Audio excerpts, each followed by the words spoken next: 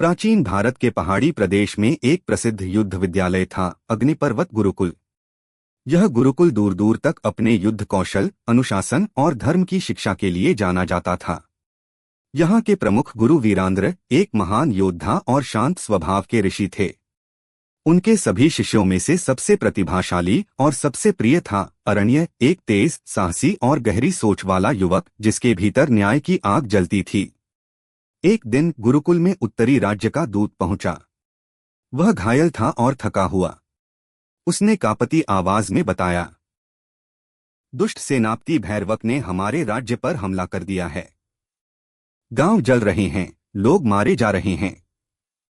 महाराज ने विनती की है कि गुरु वीरांद्र हमारी सहायता करें, नहीं तो पूरा राज्य नष्ट हो जाएगा। गुरु ने सब सुना, फिर शांत स्वर में कहा, धर्म की रक्षा के लिए तलवार उठानी पड़े तो वह युद्ध नहीं, सेवा होती है। उन्होंने अरण्य की ओर देखा। अरण्य, अब समय आ गया है कि तुम अपनी शिक्षा को कर्म में बदलो। तुम मेरे साथ चलोगे। अरण्य के हृदय में उत्साह भी था और भय भी, पर उसने प्रण किया, गुरुदेव, मैं आपके साथ हूं। अगले ही दिन दोनों यात्रा पर निकल पड़े। पहाड़ों, जंगलों और टूटे गांवों से गुजरते हुए अरण्य ने देखा कि लोगों के घर जल चुके हैं, बच्चे रो रहे हैं और औरतें डर से कांप रही हैं। उसका दिल भारी हो गया। रास्ते में उसने गुरु से पूछा, गुरुदेव, क्या युद्ध ही समाधान है? क्या यह सब रोकना हमारी जिम्मेदारी है? गुरु ने उत्तर दिया, अन्याय तब बढ़ता है जब अच्छे लोग चुप रहते हैं। 3 दिन की यात्रा के बाद वे भैरवक के किले पहुंचे। किले के चारों ओर काली धूल, टूटी तलवारें और घायल सैनिकों की आवाजें गूंज रही थीं। जैसे ही गुरु और शिष्य आगे बढ़े, भैरवक के सैनिकों ने उन्हें घेर लिया। गुरु वीरांद्र ने तलवार निकाली और बोले, अरण्य, यह तुम्हारी पहली असली परीक्षा है। याद रखना, तलवार पहले नहीं, संयम पहले। युद्ध शुरू हुआ। गुरु हवा की तरह घूमते, अरण्य बिजली की तरह वार करता।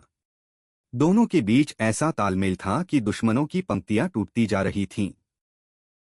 अंततः वे किले के मुख्य द्वार तक पहुंच गए, जहां खुद भैरवक उनके सामने आ गया।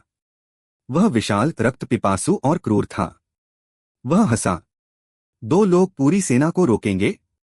गुरु शांत बोले, धर्म का साथ हो तो एक भी काफी है। भयानक युद्ध आरंभ हुआ। भैरवक की तलवार भारी और शक्तिशाली थी। गुरु वीरांद्र उससे भिड़ते रहे, पर एक भारी वार से घायल हो गए और जमीन पर गिर पड़े। अरण्य चिल्लाया, गुरुदेव! उस क्षण अरण्य के भीतर एक आग भड़क उठी। उसने गुरु की शिक्षा याद की और पूरी शक्ति के साथ भैरवक पर टूट पड़ा। उसकी तलवार बार बार चिंगारियां पैदा करती और अंत में एक तेज प्रहार से उसने भैरवक को परास्त कर दिया। युद्ध जीत लिया गया। अरण्य दौड़कर गुरु के पास आया। गुरु मुस्कुराए, अरण्य, तुम धर्म के सच्चे योद्धा बन गए हो। सूरज ढल रहा था।